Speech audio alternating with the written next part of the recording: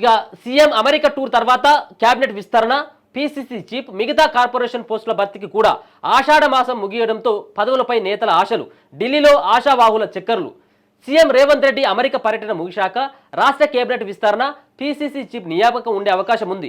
ఇందుకు సంబంధించి హైకమాండ్ నుంచి స్పష్టమైన సంకేతాలు వచ్చినట్టు పీసీసీ నేతలు చెప్తున్నారు. కాగా 14లో సీఎం రేవంత్ రెడ్డి హైదరాబాద్ చేరుకున్నారు. ఆ వెంటనే ఆయన ఢిల్లీకి వెళ్లి ఏఐసీసీ అగ్రనేతలతో చర్చించి కేబినెట్ బెర్తులను ఖాయం చేయనున్నట్టు చర్చ నడుస్తుంది.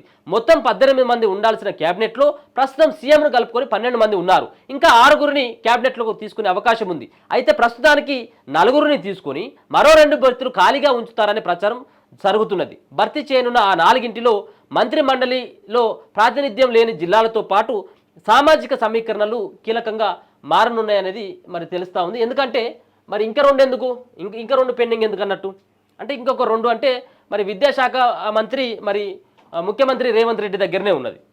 మరి మరొక పక్కన హోంశాఖ మంత్రి కూడా ఆయన దగ్గర ఉంది. మరి ఈ 2 శాఖలు కూడా ఇంకా ఆయన దగ్గరే పెట్టుకుంటాడా?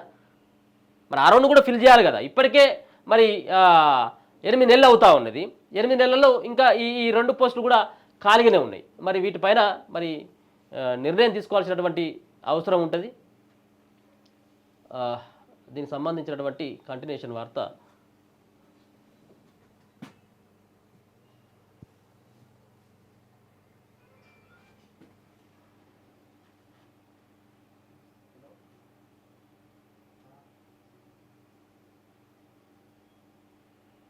రేవంత్ రెడ్డి ఈ టూర్ తర్వాత ఇక్కడ మిగతా ఉన్నటువంటి ఈ ఫిల్ చేస్తారట వీటికి సంబంధించినటువంటి మంత్రివర్గ కూర్పు కావచ్చు. ఎక్కడ పోయింది ఇది?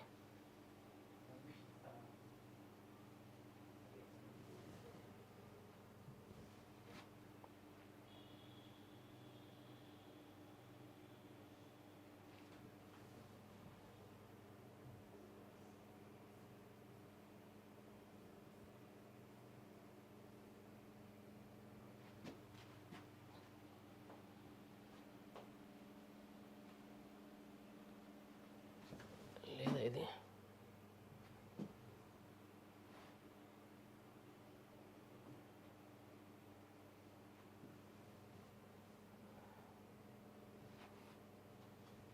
సరే ఓకే. మొత్తానికైతే మనం అనుకున్నటువంటి ఏదైతే ఇప్పుడు క్యాబినెట్ విస్తరణ కూడా ఖచ్చితంగా కావాల్సినటువంటి ఆస్కారం ఉంది. మిగతా ఉన్నటువంటి ఏవైతే 6 మంత్రివర్గ ఇంకా మంత్రులను తీసుకోవాలో మిగతా ఉన్నటువంటి 6టికి 4 ఫిల్ చేస్తారట.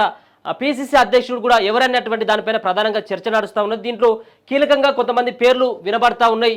ఒక పక్కన మధు యాష్కి గౌడ్, ఇంకొక పక్కన మహేష్ కుమార్ గౌడ్, ఈ ఇద్దరు బీసీ నేతలు మరి ప్రముఖంగా వాళ్ళ పేర్లు వినబడతా ఉంటే ఆఖరు నిమిషంలో మరి ఎస్టీ సామాజిక వర్గానికి చెందినటువంటి మహబాద్ ఎంపీ బలరాం నాయక్ పేరు కూడా గట్టిగా వినబడతా ఉంది.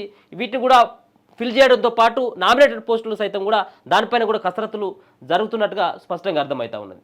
చూద్దాం మరి ముఖ్యమంత్రి రేవంత్ రెడ్డి వచ్చిన తర్వాత 14వ తారీఖు మరి ఇండియాకు వస్తే, మరి 14వ తారీఖు ఇండియాకు వస్తే 15వ తారీఖు మరి 15th ఆగస్టు కాబట్టి దాని తర్వాత ఢిల్లీ పర్యటన ఉండేటువంటి అవకాశం ఉంటుంది. మొత్తానికైతే నెలాఖరు లోప ఈ ఆగస్టు లోపట్ల మరి పక్కాగా ఈ ఉన్నటువంటి మిగిలిపోయినటువంటి రాష్ట్రంలో ఉన్నటువంటి కాంగ్రెస్ పార్టీలో ఉన్నటువంటి నామినేటెడ్ పోస్టులతో పాటు పీసీసీ అలాగే మంత్రులు కూడా వాళ్ళు కూడా ఎవరైనటువంటి దానిపైన క్లారిటీ వస్తుంది.